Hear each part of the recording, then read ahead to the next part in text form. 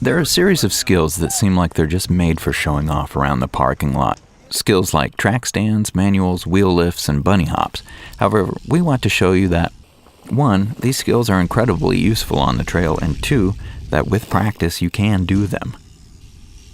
Track stands originated from riders in velodrome track racing that would be able to stand clipped in to their fixed-gear bikes before a race. And while it started there, this skill can help your riding on the street and especially on the trail. Like on a group ride where there's a momentary hold-up in front of you. Like on a slow section of trail where you suddenly lose momentum. Or on a rocky start where you can't exactly get the bike rolling before you pick your feet up.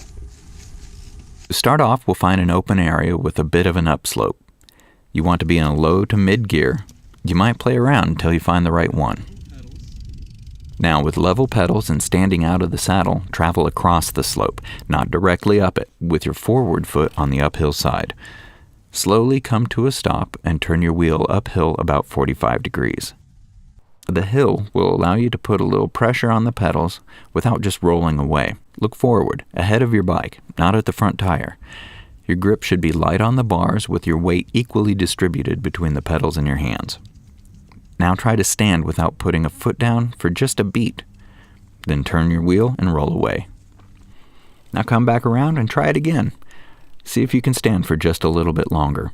By turning your wheel, using a combination of slight pressure on the pedals and slightly feathering your brakes, you should be able to gently rock the bike back and forth to help keep your balance. You're not going to stay perfectly still on your first time, so don't try. Instead, when you come to a stop, practice moving forwards and backwards, backwards and forwards. Not a lot, just a foot or so. Do it once, then come around again.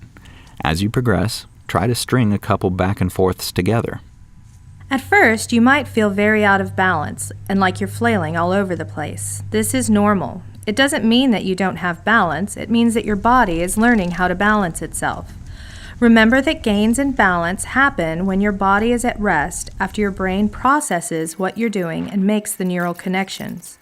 Practice for 20 minutes. Then the next day, on your next practice session, this is when you will see the progress you've made.